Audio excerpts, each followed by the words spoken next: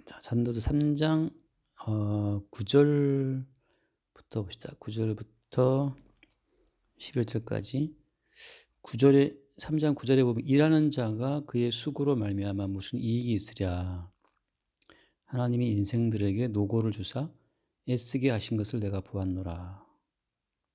이게 참 어떻게 보면 하나님의 어떤 작전에 그러니까 모든 인간들이 다 걸려든 거예요. 뭐냐면 일하는 자가 그의 수고로 말미암아 무슨 이익이 있으랴. 결국 이게 무슨 얘기냐면 일하는 자들은 자기 그 수고로 말미암아서 얻는 게 아무것도 없다는 뜻이거든.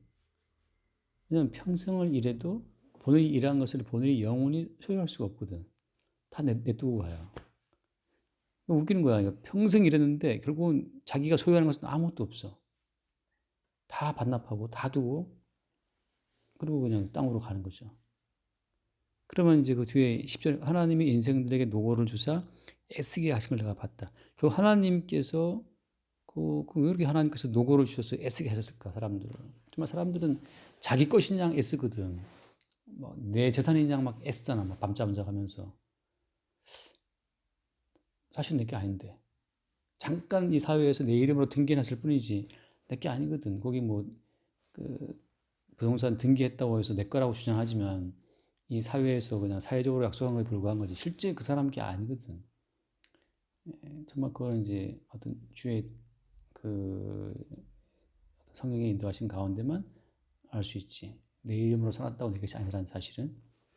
그러니까 하나님께서 그렇게 수고하게 하신 그 이유를 찾는 게 중요한데, 그래서 11절에 보면 하나님이 모든 것을 지으시되 때를 따라 아름답게 하셨고, 이게 사람이 일할 때 아름답거든 사실.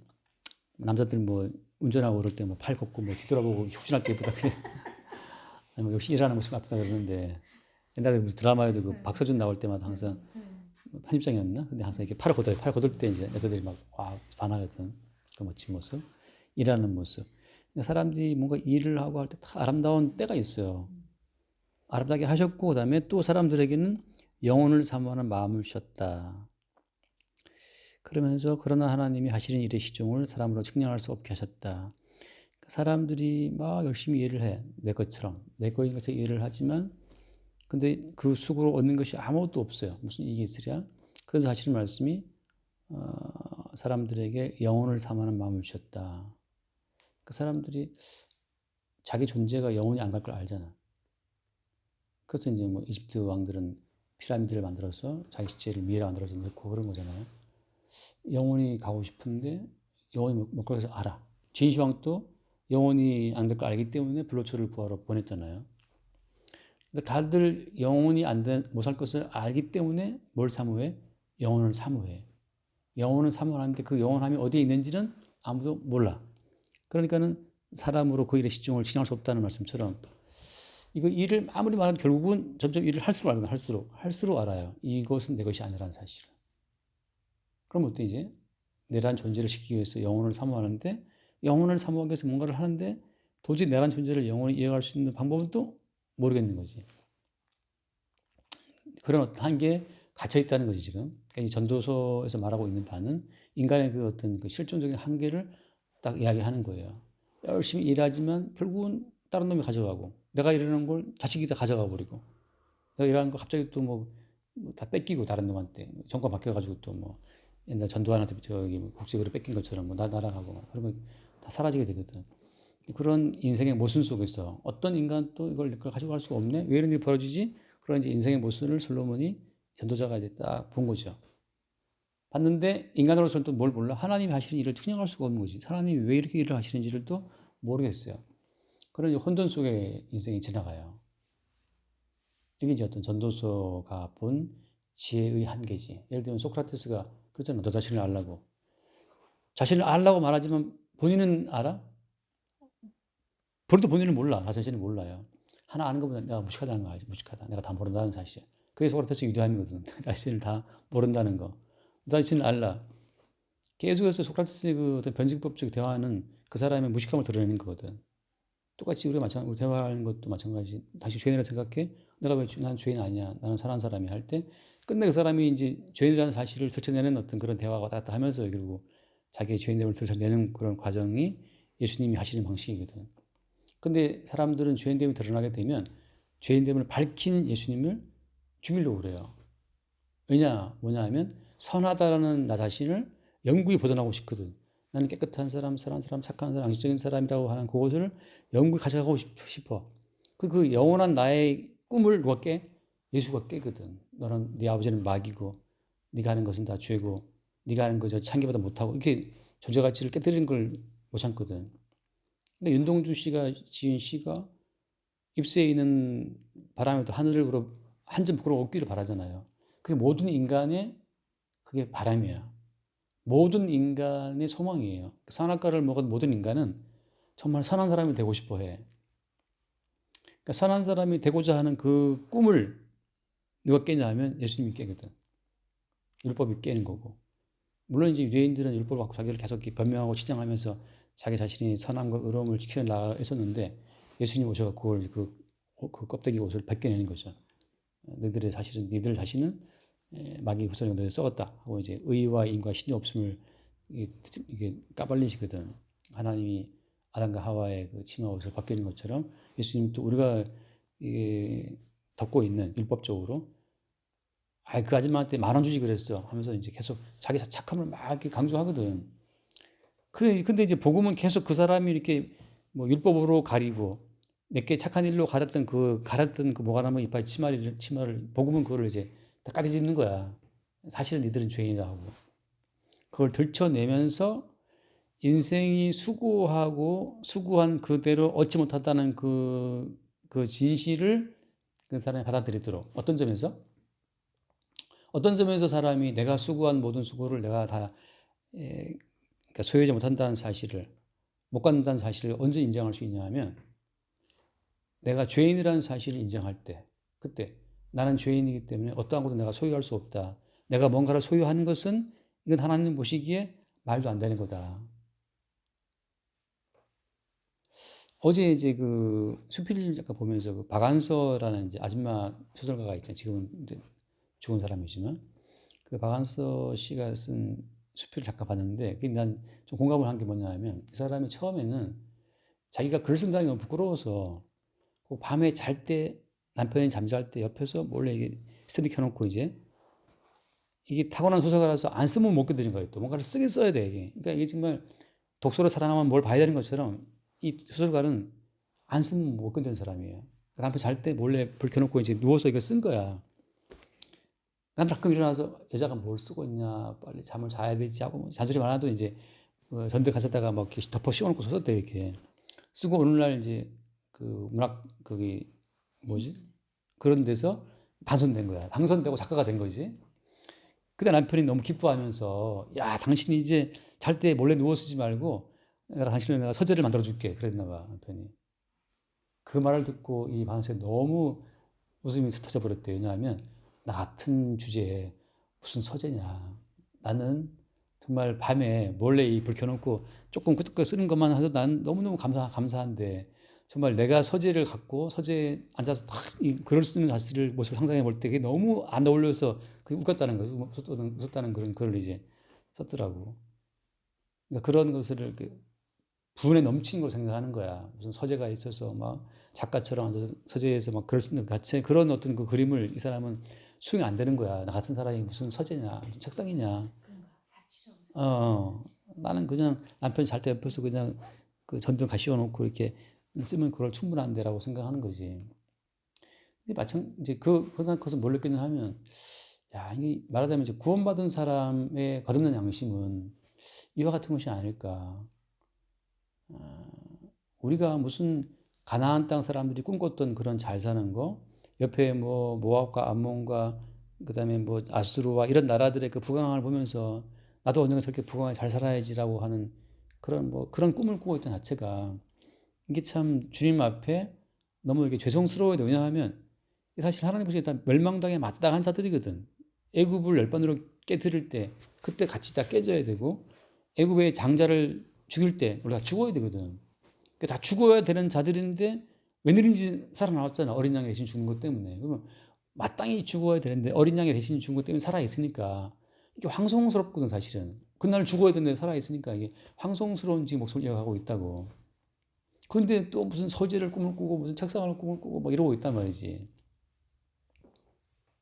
그러니까 내가 수고한 대로 내가 얻어야 한다는 자체가 이게 신앙에 들어와서 하나님의 성령 앞에서 내가 죄인임을 보게 된 사람들의 마인드가 아닌 거예요. 다시 말하면 하나님 보시기에 내가 죄인임을 알았더라면 죄인이기 때문에 내가 뭘 심어도 안 되고 나는 아무도 소유할 수가 없어.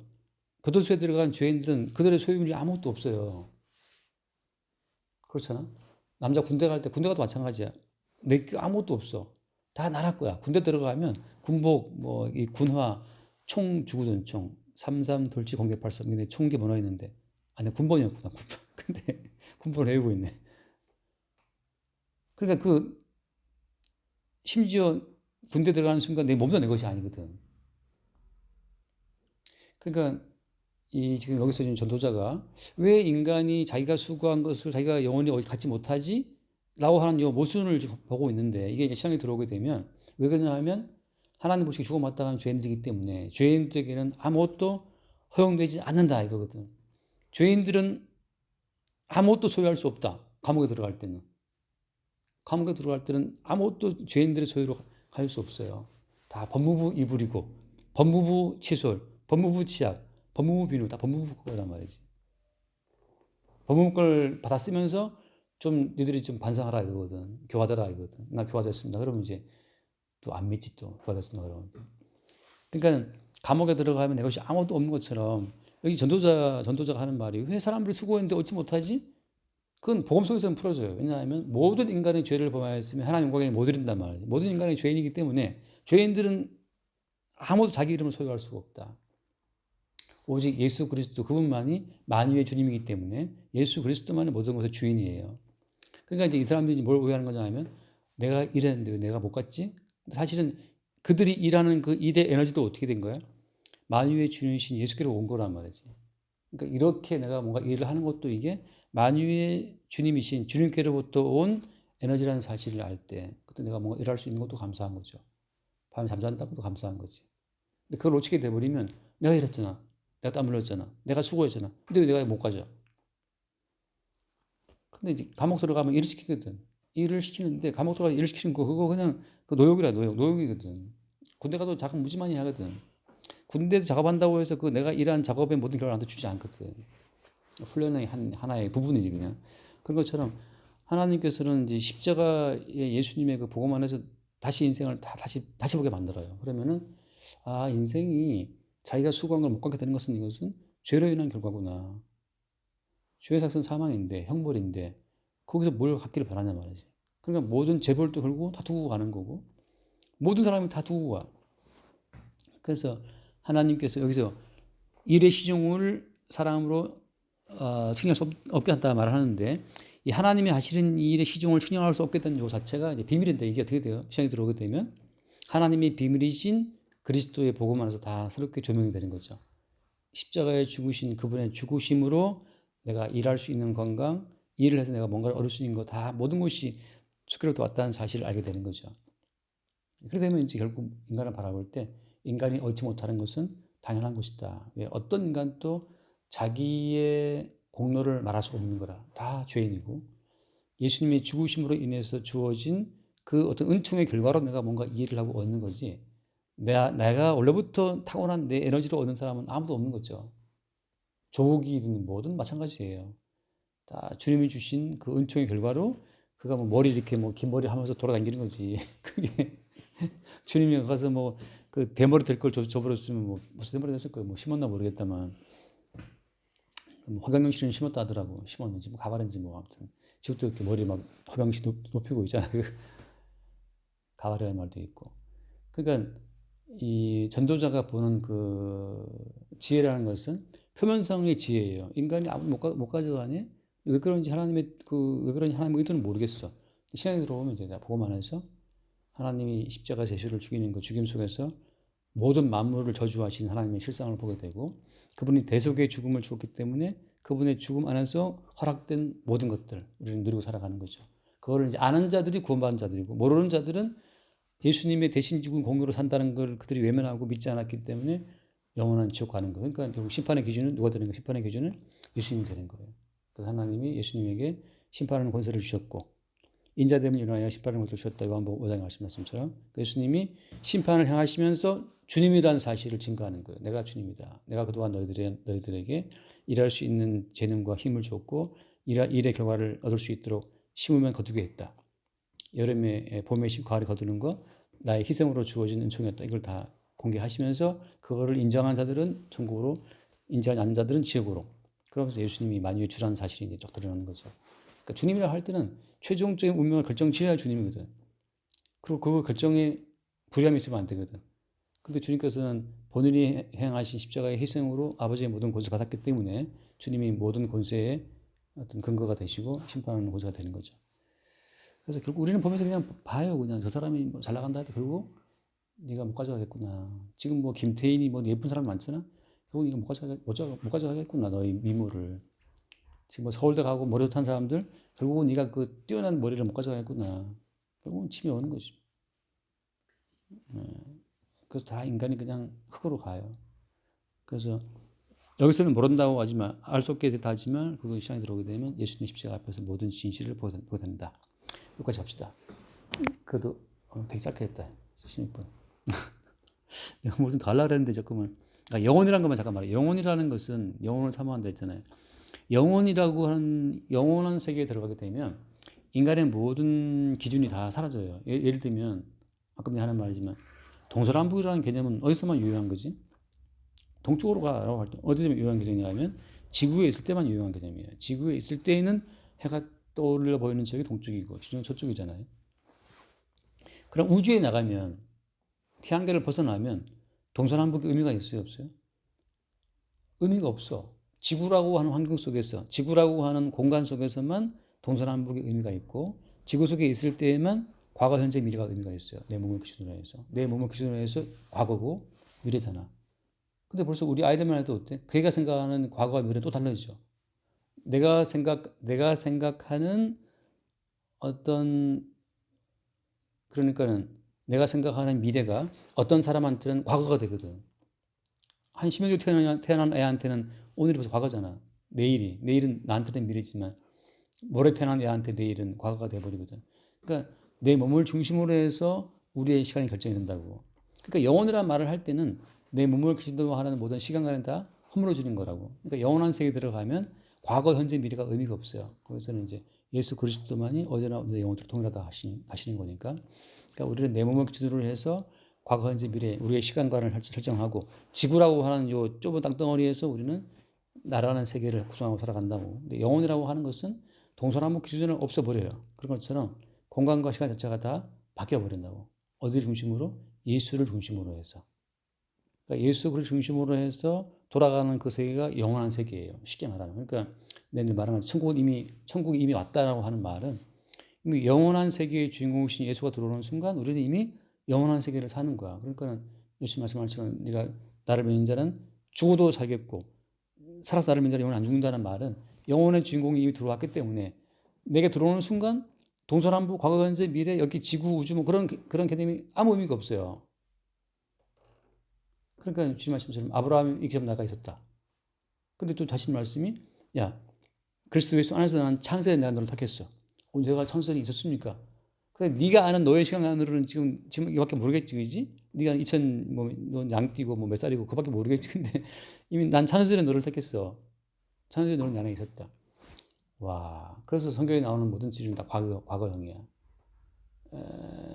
너를 아셨고 택하셨고 부르셨고 의롭다 하셨고 영광스럽게 하셨다. 막 그러단 말이지. 그러니까 우리 나를 바라볼 때 나 지금 오늘도 내가 범죄하고 나 더러운 꼬라지 때 내가 이제 이게 무슨 거룩하냐 그러는데 주님께서는 영광스럽게 했다는 거죠. 그러니까 이 지구상에서 벌어지는 시공간의 개념으로 나를 보게 되면 자꾸 내가 어떻다 뭐 이렇게 뭐랄까 불완전한 어떤 그 이미지를 갖고 나를 평가하게 되거든. 근데 주님께서는 영원한 세계에서 보시기 때문에 여기서 하신 말씀처럼 영혼을 사모하는 마음을 줬다 했잖아요. 그러니까는 나의 세계에서 벗어난 세계.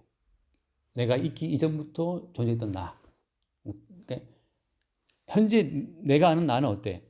요 지구상에서 형성된 역사 가운데 나기 때문에 이건 사실 엄밀히 말하면 허상이라는 걸 내가 허상이라고. 그럼 진짜 나는 뭡니까?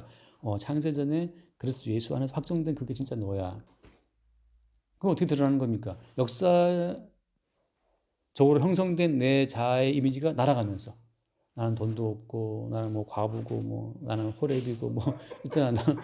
나는 뭐 돈이 10억이 없고 조금 뭐 이런 여러 가지가 있다고. 나는 나이가 늙어서 벌써 뭐 힘들어 나기 시작했고 그런 이 세계 속에 형성된 날아가는 거죠. 그걸 이제 깨면서 야 그리스도 예수 안에서는 영원하신 주님이야. 그러니까 네가 나를 믿는다면 영원히 죽지 아니하리라. 제가 이미 찬스전에 그리스도 예수 안에 있었군요. 그걸 나를 바라보는 거지. 그러니까 이제 말하자면 이제 전도자가 지금 껍질이 깨지는 과정이거든. 그 역사적인 시간대 속에서 자기를 바라보니까 도대체 모르겠는 거지 이거. 왜 사람이 수고하는데 못 가져가지? 솔로몬이 잔뜩 나라에 부를 이루었는데 결국은 아들 다 주고 갈 거 아니야. 이게 너무 불합리하다. 내가 열심히 애써갖고 막 내가 노력했는데 왜 내게 안 되지? 근데 이제 복음 속에서 뭐라 말해? 솔로몬아, 너에게 이 지혜를 준 것도 네가 원래 갖는 것이 아니고 주님이 너에게 준 것이다. 라고 말씀하시거든. 그래서 이제 그렇게 역사 속에서 내 거라고 주장하는 그 내가 깨지면서 만세전에 주님께서 주님 자신을 증거하기 위해서 나에게 이 지혜를 잠깐 주셨고 이 나라를 잠깐 주셨던 거였구나라고 이제 복음 속의 자기를 보게 되죠. 그때 이제 이 모든 모순되는 문제가 이제 풀린다고 하는 거예요. 그러니까 이 우리의 시간 공간 개념을 다 깨부시면서 영혼이라고 하는 개념이 와요. 근데 그 영원한 세계의 기준점은 누구다? 예수님이라고 하는 거죠. 십자가에 죽으신 예수님이 영원한 세계의 기준점이고 우리가 아는 세계는 내가 기준점이거든. 내가 뭐 했다. 나를 기준으로 해서 세상대 옛날 사람 뭐 알겠나 그러는데 아니죠. 항상 모든 것은 그리스도 예수 안에서 보게 되면 모든 인간은 그냥 동일하게 흙으로 돌아갈 죄인이었던 거지. 끝까지 합시다. 기도. 하나님 아버지 감사합니다. 이 인생을 살면서 만나게 되는 수없이 많은 모순점, 그 모순을 그리스도 예수 안에서 창세전에 이미 확정해 놓으신 주의 뜻 가운데서 밝히 해결할 수 있도록 볼 수 있는 안목을 우리 가운데 허락하여 주옵시고, 인생들이 만들어 놓은 이 세상의 가치관 배후에 마귀가 있어서 그저 마귀가 인간들의 모든 가치관을 결정하고 인간들을 그리로 몰아가고 있다는 사실을 보게 하시고 우리로 하여금 그리스도 예수 안에 있는 십자가의 복음으로 말미암아 자유를 얻으며 또 담대함을 누리게 하여 주옵소서. 우리 주 예수 이름으로 기도드립니다. 아멘. 수고하셨습니다.